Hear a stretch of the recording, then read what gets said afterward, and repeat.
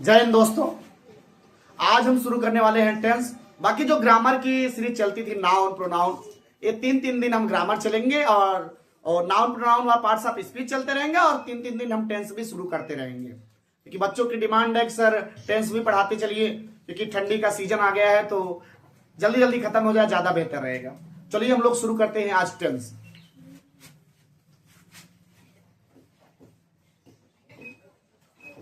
Tense थोड़ा सा बदल लें हम।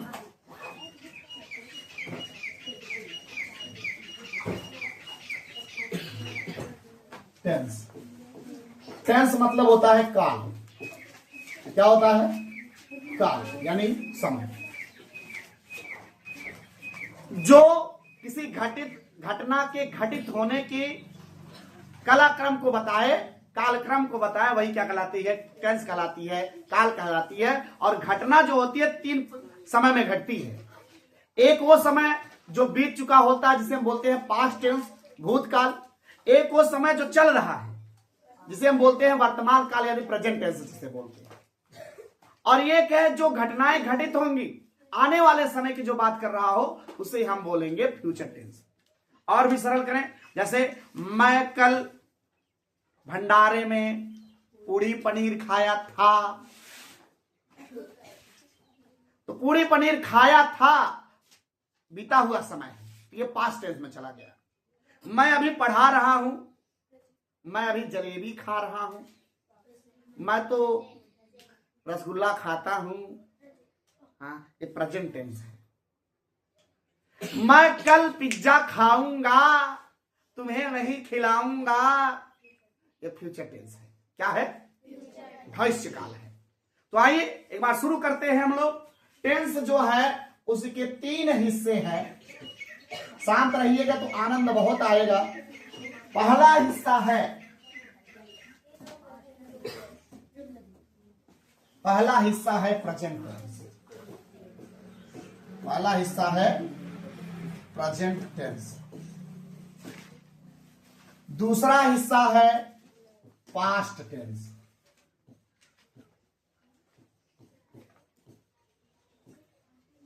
तीसरा हिस्सा है फ्यूचर टेंस।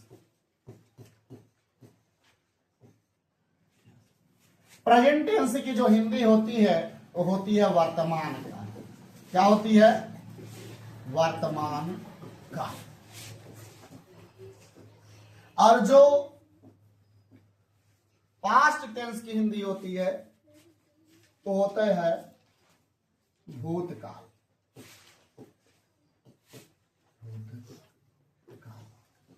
और जो फ्यूचर टेंस की हिंदी होती है वो होती है भविष्य काल।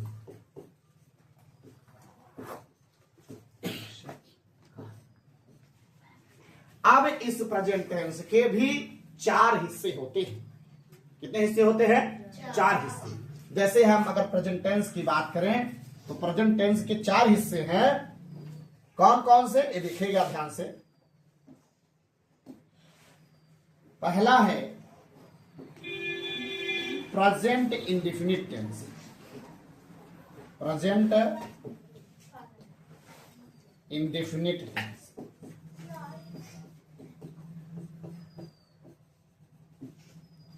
दूसरा है present continuous tense. Present continuous tense. तीसरा है present perfect tense. Present perfect tense. और चौथा है present perfect continuous tense. Continuous tense. अब इसकी हिंदी देखिएगा। इसकी हिंदी क्या है ये ध्यान से देखिएगा।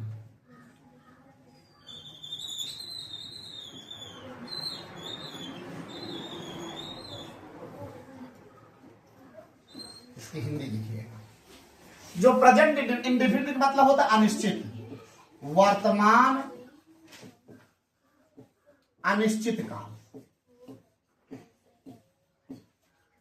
वर्तमान अनिश्चित काल। और प्रेजेंट कंटीन्यूअस टेंस का है, कंटीन्यूअस मतलब जारी है, जारी है जो चीज वो क्या है, अपूर्ण है, वर्तमान अपूर्ण काल, वर्तमान अपूर्ण काल। और ये है प्रेजेंट परफेक्ट टेंस का होगा वर्तमान पूर्ण काल। और प्रेजेंट परफेक्ट कंटीन्यूअस टेंस का है, प्रेजेंट माने वर्तमान, परफेक्ट मतलब पूर्ण, कंटीन्यूअस मतलब होता है अपूर्ण, टेंस मतलब क्या होता है, काल। ठीक है, इतना आप लोग लिख लीजिए, फिर से हम आगे की जानकारी देते हैं। आराम से लिखिए इतना।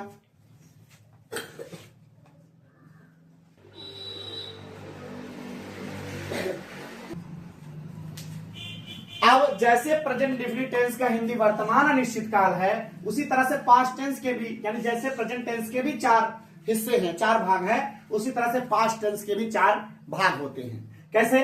Past indefinite tense, past continuous tense, past perfect tense, past perfect continuous tense.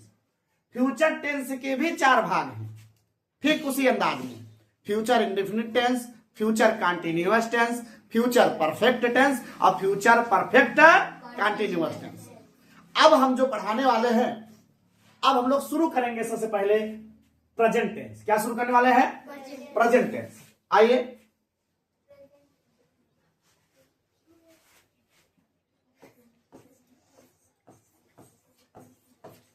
Present tense, वर्तमान काल,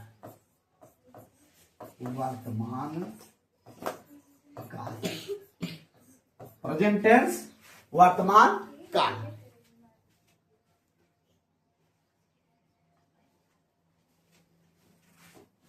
अब जैसा कि मैंने बताया कि प्रेजेंट टेंस के जो है, प्रेजेंट टेंस के जो है 4 हिस्से, उनमें से पहला हिस्सा है, उनमें से पहला हिस्सा है प्रेजेंट इंडेफिनिट टेंस। लेकिन पहले प्रेजेंट टेंस पहले जान लीजिए पहचान। पहचान क्या है प्रेजेंट इंडेफिनिट टेंस? जिस वाक्य के अंत में, जिस वाक्य के अंत में, जिस वाक्य के अंत में ता है, ती है,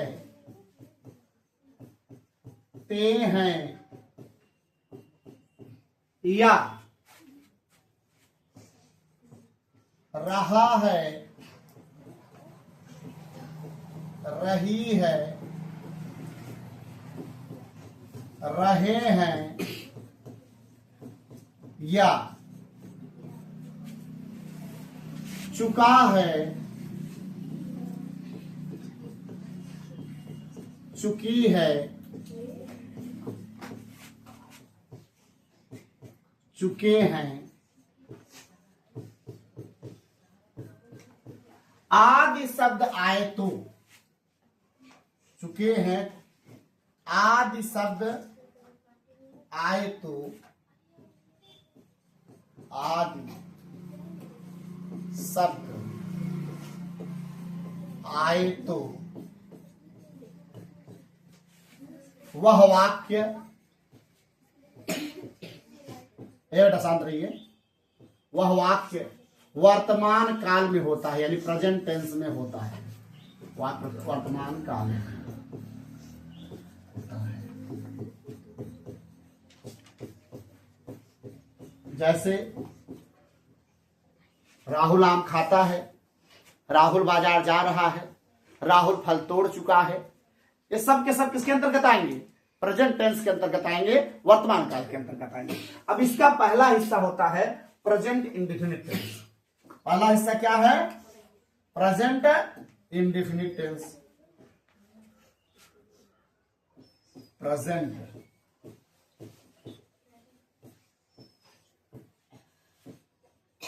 indefinite tense, present indefinite tense. Hindi हम लिखवा चुके हैं। वर्तमान अनिश्चित काल, वर्तमान अनिश्चित, वर्तमान अनिश्चित काल। प्रेजेंट इंडेफिनिट टेंस क्या हो जाएगा? वर्तमान अनिश्चित काल। अब इसकी पहचान क्या? ये तो पूरे टेंस की पहचान हो गई, लेकिन अगर हम केवल और केवल अगर हम प्रेजेंट इंडेफिनिट टेंस की पहचान बोलें,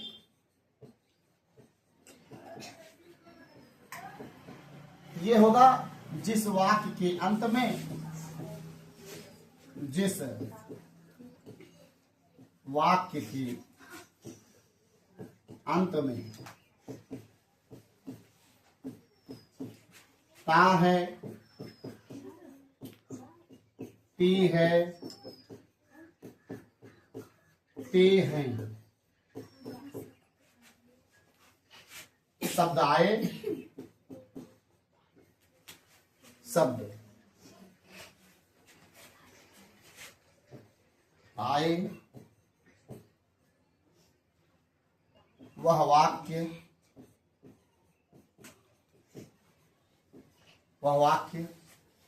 वर्तमान अनिश्चित काल में होता है। वाक्य वर्तमान अनिश्चित काल में होता है।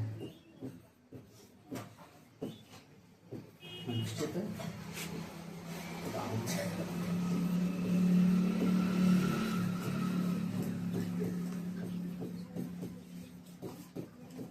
अब इसका नियम क्या है, रूल क्या है, इस पर हम चर्चा करेंगे। इसका रूल क्या है, ध्यान से समझिएगा।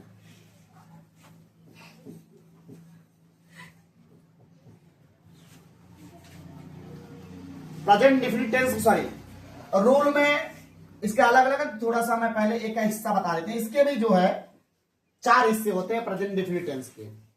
अफर्मेटिव सेंटेंस यानी सकारात्मक वाक्य, निगेटिव सेंटेंस अर्थात नकारात्मक वाक्य, इंट्रोगेटिव सेंटेंस मतलब प्रश्नवाचक वाक्य, और चौथा है इंट्रोगेटिव प्लस निगेटिव सेंटेंस यानी प्रश्नवाचक प्लस नकारात्मक वाक्य। इनमें से पहला टॉपिक हम अगर पढ़ेंगे, अगला है आपका अफर्मेटिव सेंटेंस। इतना लिख लिया बेटा, थोड़ा तीव्रता से लिखिएगा। अब हम लोग चलेंगे प्रेजेंट इंडेफिनिट टेंस के पहले हिस्से की तरफ, अफर्मेटिव सेंटेंस। अफर्मेटिव सेंटेंस, बात ना करिए बेटा। अफर्मेटिव सेंटेंस जिसका हिंदी होता है सकारात्मक वाक्य, जिसका हिंदी होता है सकारात्मक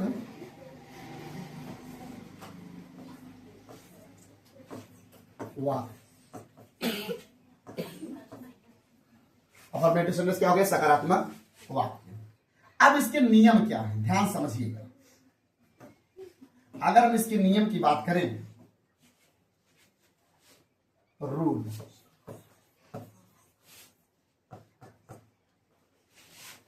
he see it, he see it, एक वचन कर्ता के साथ, एक वचन कर्ता के साथ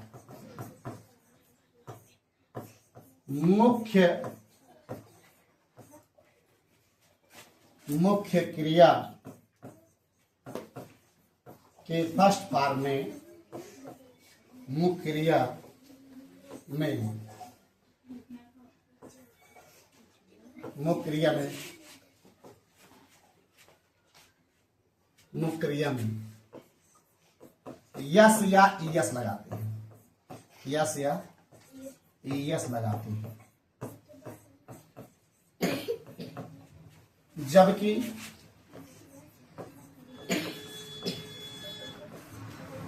बहुवचन कर्ता ही सी इट तथा नेम, इसमें एक चीज और ऐड कर लीजिएगा, ही सी इट तथा नेम। नेम मतलब नाम। नेम एक वचनकर्ता के साथ मुख्य क्रिया में यस या यस लगाते हैं, जबकि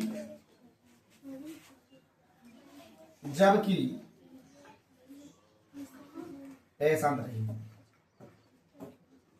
जबकि बहुवचन कर्ता, जबकि बहुवचन कर्ता आई, वी, दे, यू, जबकि बहुवचन कर्ता आई, वी, दे, यू के साथ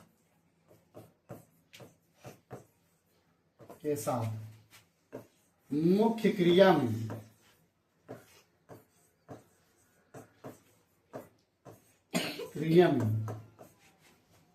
यस या यस नहीं लगाते हैं, यस या यस नहीं लगाते हैं।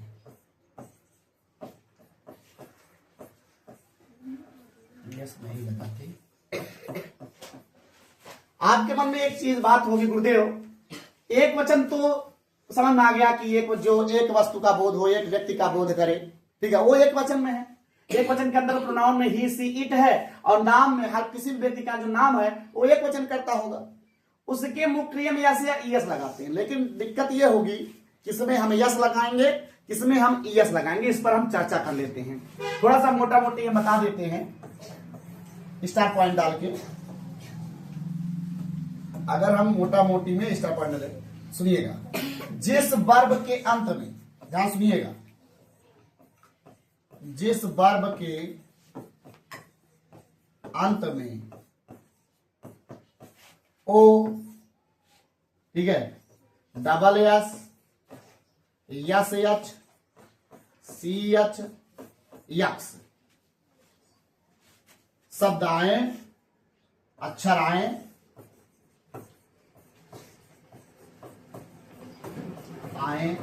तो अक्षर आए तो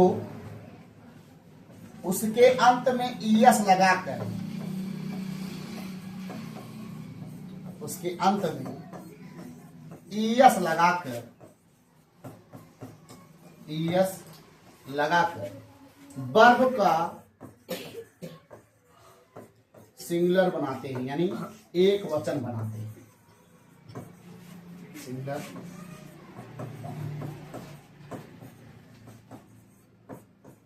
बस समझ। दूसरा पॉइंट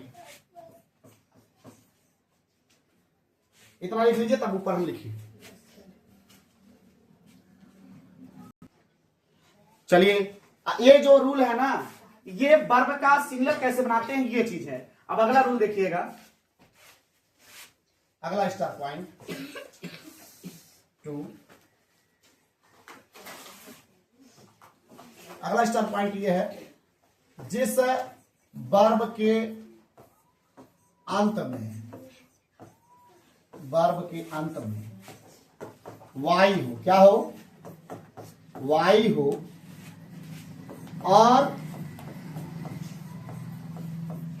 और वाई से पहले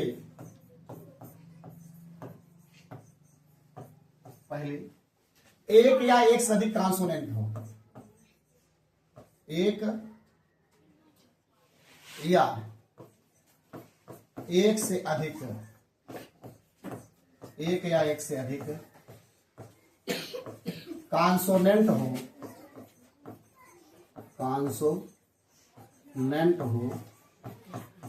तो वाई को हटाकर,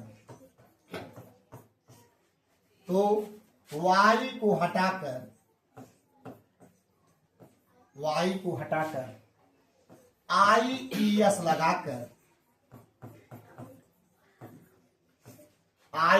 लगाकर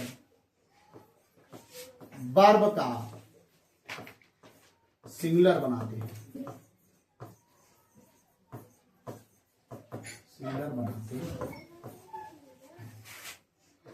वर्ब का सिंगुलर बनाते हैं। अगर हम एग्जाम्पल की बात करें, ठीक है, वर्ब का सिंगुलर बनाते हैं। ठीक है, ये हाई स्कूल वाले छोड़ दिए क्या? हाई स्कूल वाले कहीं बुला ली क्या?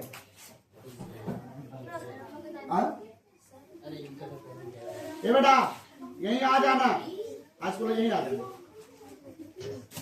जैसे साथ रहिए बेटा, जैसे फ्लाई का वाई है, वाई पहले व्यंजन है, इसका हो जाएगा फ्लाई। क्या हो जाएगा? फ्लाई। बात सुना? अच्छा, पहले के एग्जांपल नहीं बताए थे क्या? अगर पहले वाले के एग्जांपल देखें, जो अभी पहला रूल बताए थे वर्ब का सिंगुलर बनाना, जैसे अगर गो है, इसका सिंगुलर क्या बनाएंगे? इसमें ई एस जोड़ देंगे, गोज। समझ गया ना भैया? क्लियर? हाँ ठीक है। और तीसरा रूल जो है, ध्यान समझिएगा, तीसरा रूल,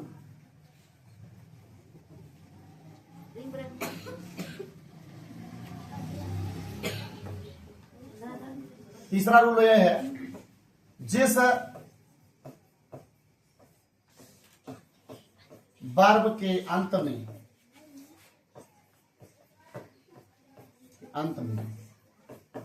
वाई हो और वाई से पहले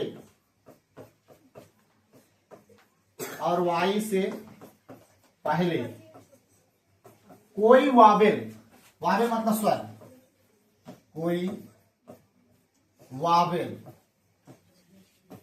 स्वर हो तो वर्ब के अंत में यस लगाकर, वर्ब के अंत में यस लगाकर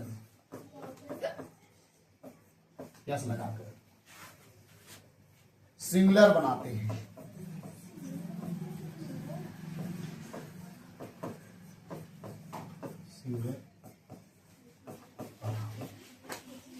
जैसे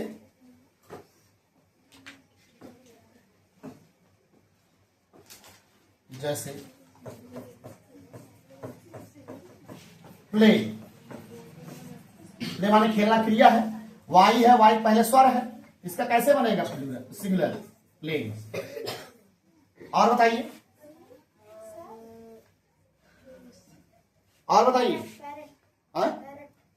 क्या? पैरट क्या? पैरट में तोता होता है, तो नाउन है। वर्ब पढ़ रहे हो उस, कहाँ सही तो है? हाँ ठीक है, तो जिस वर्ब के अंत में वाई हो, यही तो कंफ्यूजन है बेटा। आप नाउन का सिंगुलर प्लूरल थोड़ी पढ़ रहे हो, आप वर्ब पढ़ रहे हो। वर्ब में यस या इस लगाकर इसको सिंगुलर बनाते हैं। हमारी बात समझ रहे हैं कि नहीं समझ रहे? गो क्या है? क्रिया है। फ्लाई क्या है? उड़ना, क्रिया है। प्ले क्या है? खेलना, क्रिया है। अब बात समझाई? वो तो नाउन से प्रोनाउन बनाते समय आप उसमें यस लगाकर उसका प्लूरल बनाते थे, सॉरी नाउन का प्लूरल बनाते थे। बात सुना गई? इतना लिखिए, फिर और एग्जांपल हम बताते हैं। चलिए देखिए, जैसे प्ले का प्लेज हो गया, और अगर हम से की बात करें, से माने कहना, ये वर्ब है, ये क्या हो जाएगा आपका? सेज हो जाएगा। इसी तरह से बाई का अगर हम सिंगुलर बनाएंगे तो उसमें यस लगा देंगे, बाई। ठीक है, क्लियर हुई बात? अगर इसमें और एग्जांपल देखना हुआ तो इसका क्राई का क्राइज हो जाएगा। ठीक है, इसी प्रकार से चलेगा। इसके अलावा, इस रूल के अलावा अगर कोई भी वर्ब आता है तो उसका सिंगुलर बनाने के लिए हम लास्ट में यस लगाते हैं। लास्ट में क्या लगाते हैं? यस लगाते हैं। बात समझ आ गई? क्लियर हुई बात? अब हम लोग चलते हैं इसके अफर्मेटिव सेंटेंस का हम लोग फार्मूला बनाते हैं और उससे हम एग्जांपल देते हैं। चलिए फार्मूला,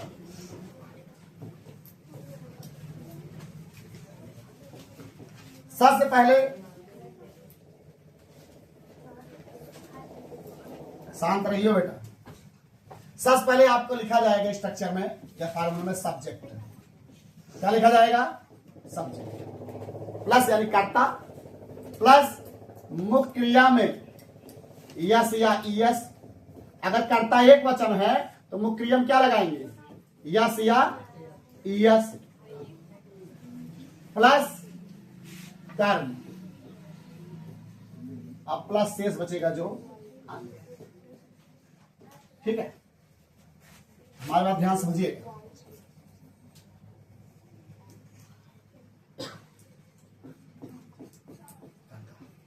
सबसे पहले कर्ता प्लस, अगर कर्ता एक वचन है तो मुख्य क्रिया में यस या यस लगाएंगे, अगर कर्ता बहुवचन मुख्य क्रिया में यस या यस नहीं लगाएंगे, प्लस कर्म प्लस अन्य। अब हम लोग देखते हैं एग्जाम्पल।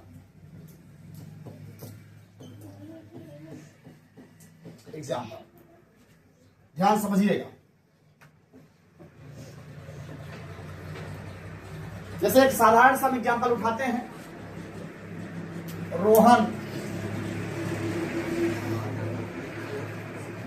रोहन बाजार जाता है।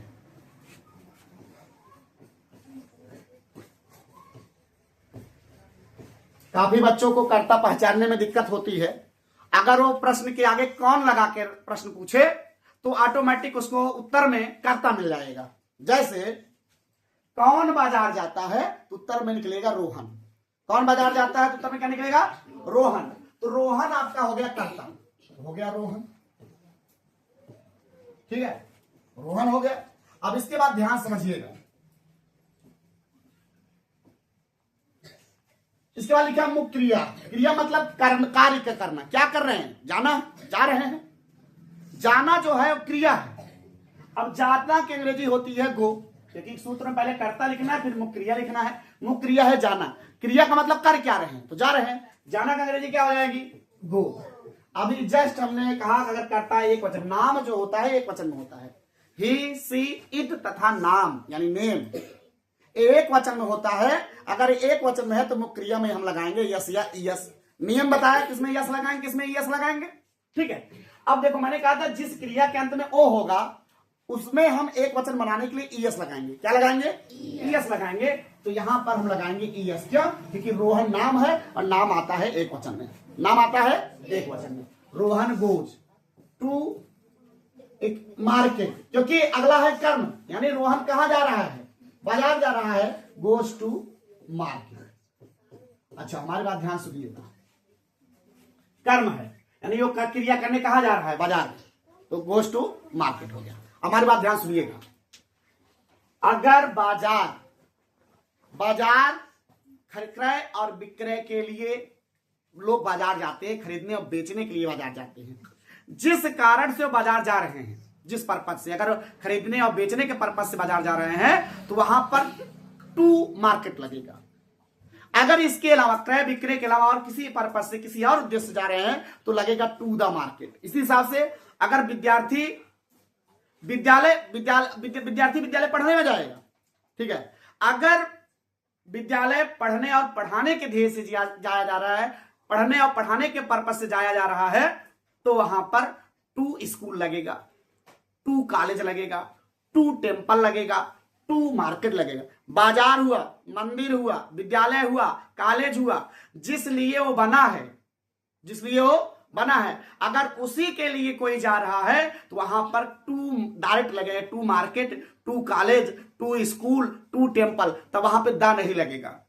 अगर वो किसी अन्य जिस उद्देश्य के लिए वो बना हुआ है, मंदिर पूजा के लिए बना हुआ है, पूजा के अलावा अगर कोई मजदूर वहां पे मरम्मत करने के लिए जाता है तो वहां पर टू द टेम्पल लगेगा। अगर हमारे पिताजी प्रिंसिपल से स्कूल में मिलने जाते हैं तो वहां पर टू द स्कूल लगेगा। बस में जिसके लिए वो बना, अगर उसी पर्पज से जाते हैं तो टू स्कूल लगे, तब दा नहीं लगेगा। अगर किसी अन्य पर्पज से जाते हैं, किसी और अन्य कार्य के लिए जाते हैं तो वहां पर टू दा लगेगा। बात समझ आ गई? अब एक और एग्जांपल हम ले लेते हैं। जैसे वे छत पर नाचते हैं। वे छत पर नाचते हैं। वे छत पर नाचते हैं। सबसे पहले मैंने कहा कर्ता पता करना है। कौन छत पर नाचते हैं? वे। कौन छत पर नाचते हैं? वे। उत्तर आएगा वे। तो वे क्या हो जाएगा? कर्ता हो जाएगा। वे क्या हो जाएगा? कर्ता हो जाएगा। तो वे की अंग्रेजी, सबसे पहले कर्ता की अंग्रेजी लिखना, तो वे की अंग्रेजी क्या हो जाएगी? हमने कहा था कि आई, वी, दे, यू, अगर ये बहुवचन करता रहेंगे तो मुख्य क्रिया में यस या यस नहीं लगेगा। ये क्या है, सारे के सारे ये प्लूरल फॉर्म है। क्या है? प्लूरल प्रोनाउन है, प्लूरल प्रोनाउन है। अगर ठीक है, अगर आपका आता है ही, सी, इट, ये सिंगुलर प्रोनाउन है तथा नेम आ जाता है। क्या आ जाता है? नेम मतलब नाम। तो ये जो है ये सिंगुलर है। क्या आएंगे? सिंगुलर। सिंगुलर का मतलब होता है एक वचन। इसे एक वचन कर्ता बोला जाता है और इसे बहुवचन कर्ता बोला जाता है। मैंने कहा था एक वचन कर्ता के साथ मुख्य क्रिया में यस या ईएस लगेगा और बहुवचन कर्ता के साथ मुख्य क्रिया में यस या ईएस नहीं लगेगा। तो यहां पर कर्ता बहुवचन हो गया। अब है क्रिया, मुख्य क्रिया। क्रिया क्या रहे हैं? नाच रहे हैं। तो नाचना का अंग्रेजी क्या होगा? डांस। नाचना का अंग्रेजी क्या होगा? डांस। डांस। अब बहुवचन इसलिए इसमें यस या यस नहीं लगाएंगे। अब है कर्म। कहां नाच रहे हैं? छत पर। कहां नाच रहे हैं? छत पर। तो छत पर का क्या होता है? On the roof.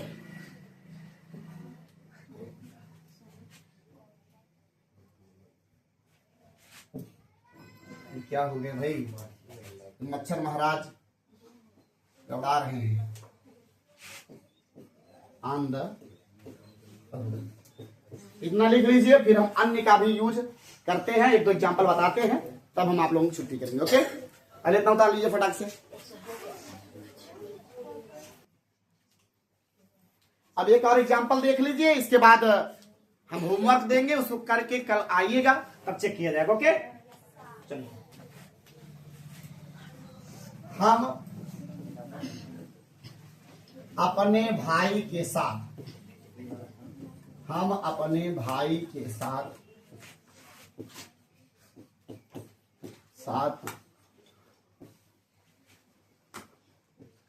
हम अपने भाई के साथ बाजार जाते हैं। हम अपने भाई के साथ बाजार जाते। यहां पर अन्य का भी प्रयोग हुआ। इसका प्रयोग हुआ है, अन्य का भी प्रयोग हुआ है। किस तरह से होगा इसलिए देखिएगा। सबसे पहले हमें अब कर्ता पहचानना है। क्या पहचानना है? कौन अपने भाई के साथ बाजार जाते हैं? हम के अंग्रेजी क्या होगी? वी बहुवचन है। जाहिर बात है क्रिया में यस या यस नहीं लगेगा। ये बेटा बेवकूफी मत करो बेटा, मुख्य क्रिया में यस या यस नहीं लगेगा। तो क्रिया क्या है? जाना। जाना का अंग्रेजी क्या होगी? हो। हमने कहा जब ये प्लूरल रहे तो उसमें यस या यस नहीं लगेगा। ठीक है, अब बात आती है कि कहां जा रहे हैं। कर्म, अगले क्या मैंने सूत्र क्या बताया? कर्ता प्लस मुख्य क्रिया में यस या यस प्लस कर्म। बाजार कहां जा रहे हैं? बाजार। Go to market. फिर बचता है जो अपने भाई के साथ, ये आएगा अन्य में। किसमें आएगा? अन्य में। तो साथ की अंग्रेजी पहले लिखी जाएगी विथ, और वी का अपने के, वी के साथ अपने के लिए लगता है आवर। With our brother. भाई क्या हो जाएगा? एक चीज हमेशा ध्यान दीजिएगा, अपने के संदर्भ में किसके साथ क्या लगेगा ये ध्यान समझिएगा। अगर ही है या नाम है, ही या नाम है, तो अपने के संदर्भ में यहां पर ही के साथ लगेगा हिज। नाम रहेगा तभी क्या लगेगा? हिज। सी के साथ या कोई लड़की का नाम है, कोई लड़की का नाम है, तो सी के साथ अपने के लिए लगेगा हर। क्या लगेगा? हर लगेगा। बात समझ आई कि नहीं समझ आई? ठीक है, हर लगेगा। और अगर यू है, यू के साथ अपने के लिए लगेगा यो। ठीक है, आई है मैं, उसके साथ अपने के लिए लगेगा माई। वी है, उसका अपने के साथ क्या लगेगा? आवर। और अगर दे है तो यहां दे के साथ अपने के लिए लगेगा दी है। क्या लगेगा? दी है। ये बात समझ आ गई? ठीक है, अब इसके बाद हम लोग बोलते हैं, लिख देते हैं यहीं पे एग्जाम्पल, आप लोग करके आइएगा। सिर्फ 2 ही एग्जाम्पल देंगे ताकि आप लोग शांति से करके आइएगा। ठीक है, अब पूरा रिवीजन करके आइएगा, याद करके आइएगा, सारे नियम कानून पाठ सब याद करके आइएगा। तो पहला होमवर्क जो है मैं यहां पे लिख दे रहा हूं।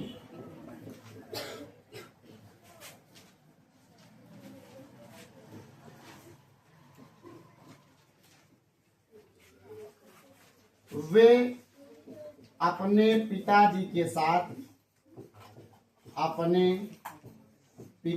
के साथ